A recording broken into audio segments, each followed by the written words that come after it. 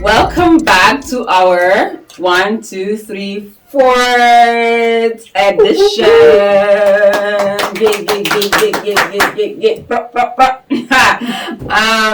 Cruise Back Podcast. I'm one of your co-hosts, Ade Tiladende. Introducing my co-hosts, Kit Kat. And it's no other person but Queen V. You know the voice.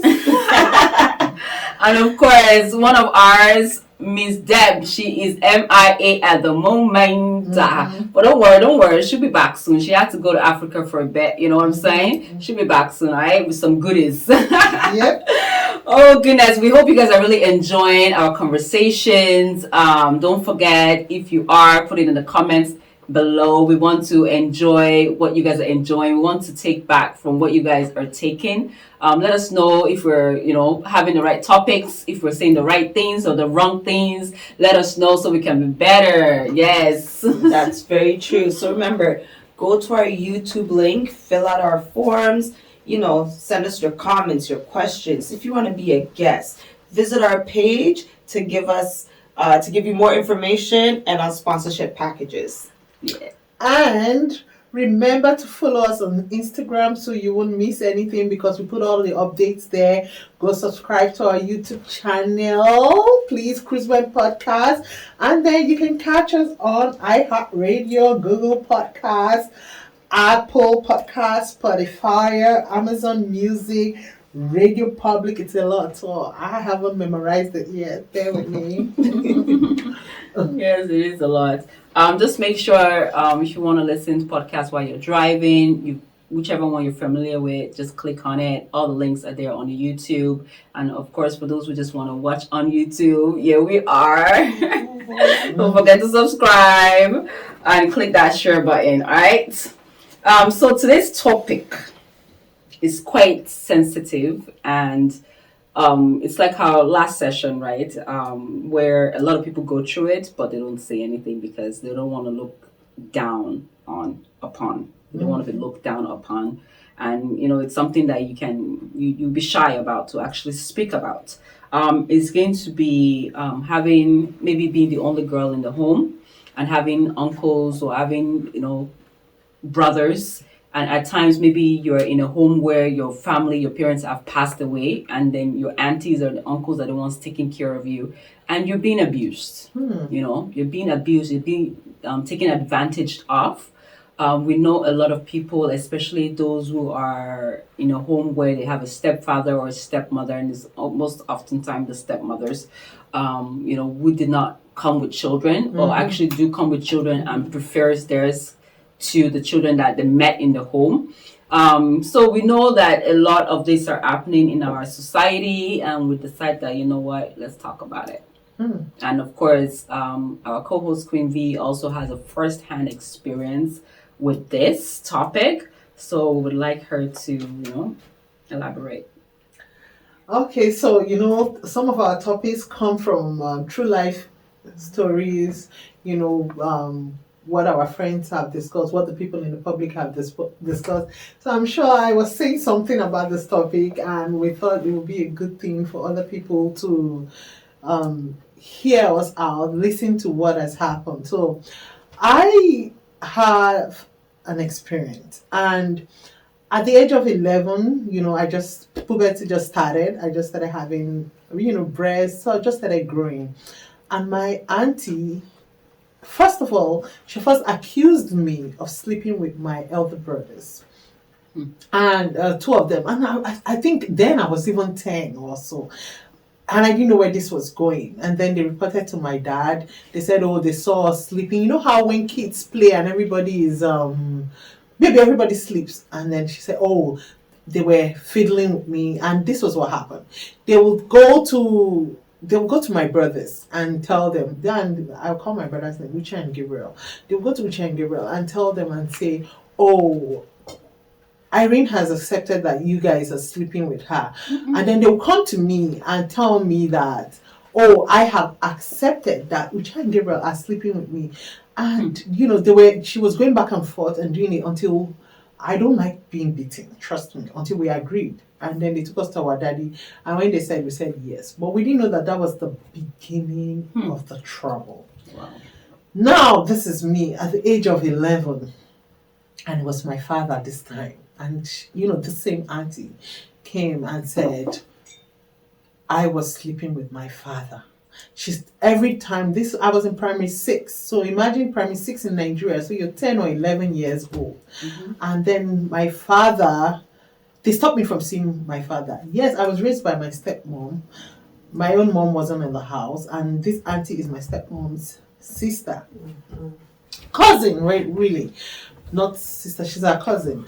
And then my father, they stopped me from seeing him. And every night, once it's 12 midnight, she'll wake me up with iron comb, beat me, and ask me if my father was sleeping with me. And I would say no until she started putting words in my mouth, beating me every night until I started saying it. That my father was sleeping with me. Everything she taught me, everything she said, I was saying it. And one day she was now bold enough. She felt like she had instilled it in me enough for me to go and speak and accuse my father. And my father was going to work, and then they pushed me to him and told me to not greet him, just pass him and don't greet him.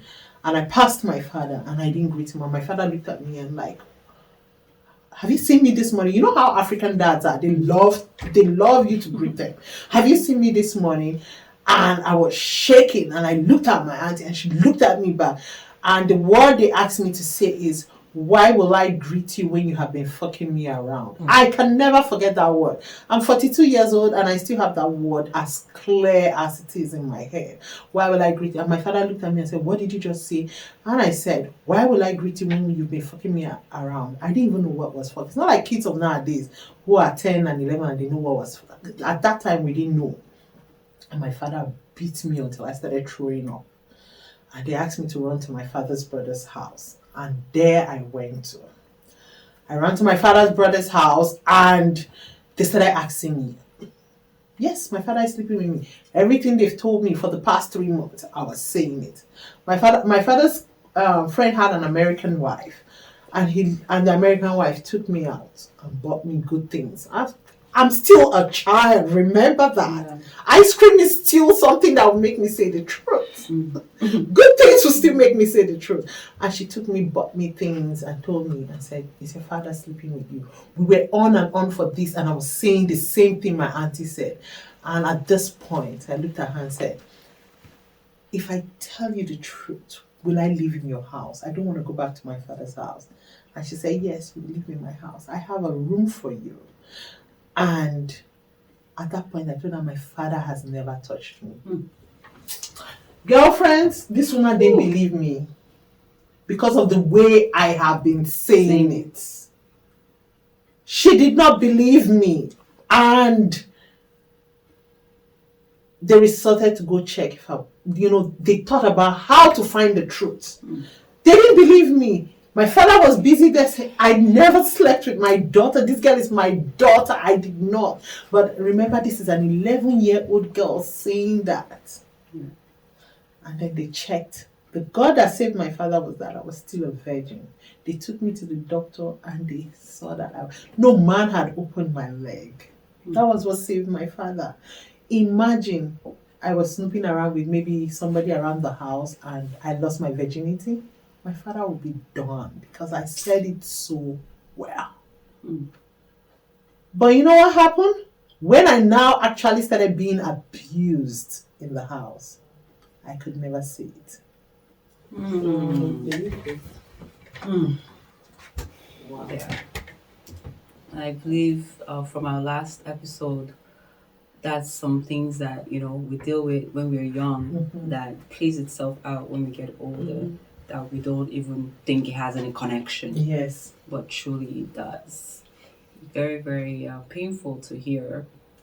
Very painful. But what did you mention what happened to your mother? Where was your mom?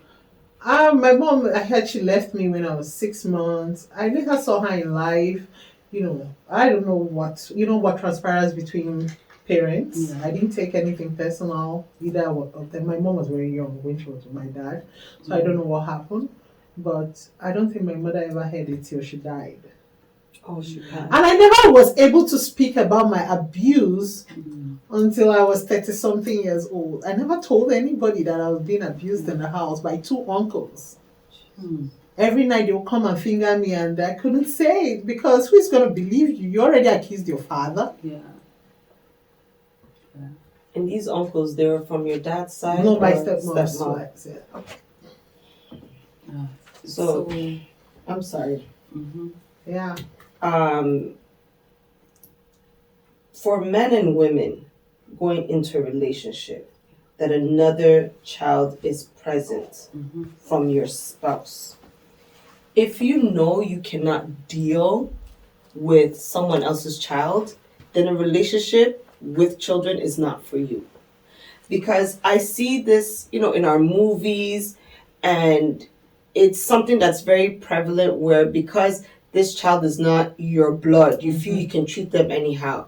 So what I'm getting from your story is there's some form of insecurity when it comes to your stepmom, that she needed to find a way to cultivate a story to remove you from the household. Yeah. Because maybe your dad was showing you too much love and she was jealous of that affection. So she said, no, this girl will possess some trouble to me. I don't know. And funny enough, they made me, like, after everything, after my auntie made me confess, that's my step auntie made me confess, they made me go and apologize to my stepmom that I was sleeping with my stepmom's husband.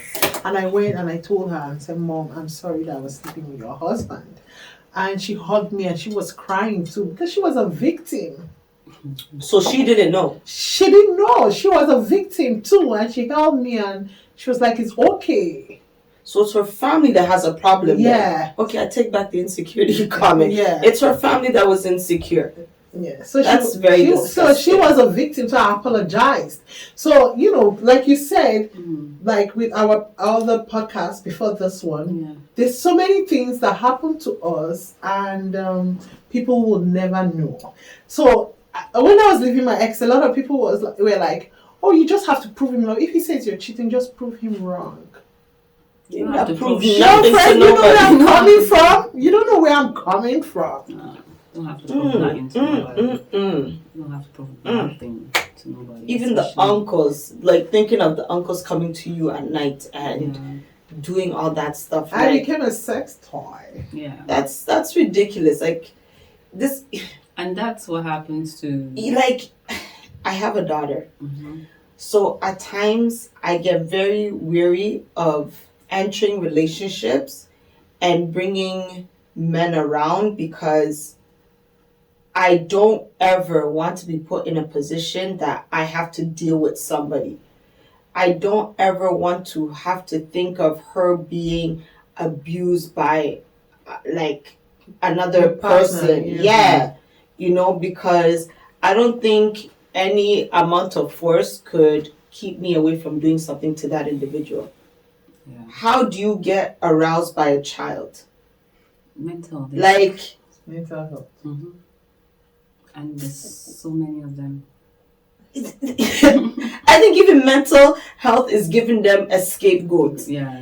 It's like, I think as an individual, man or woman, when you go for a child, there's manipulation involved. You yourself, you're insecure in yourself, so you can't get somebody your own size. Yeah. So you're now using your power to dominate over a powerless individual, Mhm.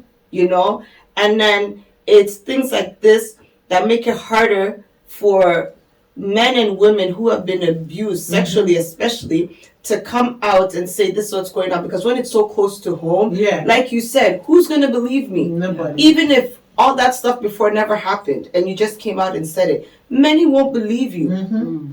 You know? Whew. Yeah, that's a lot. And I find a lot of, especially a lot of people, doesn't even matter if you're African or American or Canadian, Mm-hmm. as children, they do go through a lot of abusive situation. They come out of a lot of abusive homes, and it's painful. It's painful. I remember when I was speaking to, because I used to work at the barbershop, and I come across a lot of the men that, of course, they just came into the country. A lot of them, it was close to Seneca. So a lot of international students are there. And they come in, they're always saying their stories and whatnot. So I hear a lot of things. And a lot of these young boys, it's not even just about the girls anymore. A lot of these young boys are being abused. Abused by the same uncles. Not just men now. They're also being abused by these caretakers, aunties, older cousins, the neighbors that are supposed to be watching them. Cousins that are supposed to be blood, supposed to protect them. They're being abused by these individuals. And it's like, are you kidding me?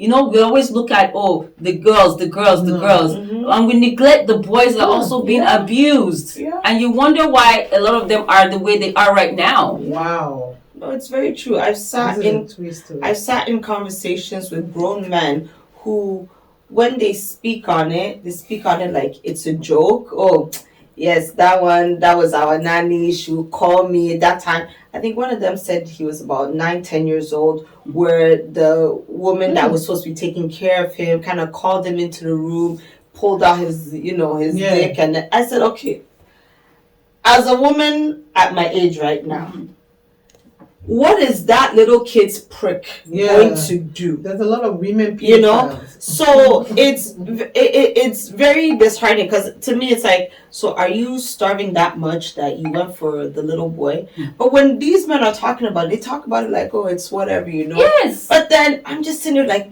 homie, you were sexually abused. Like, this ain't a joke.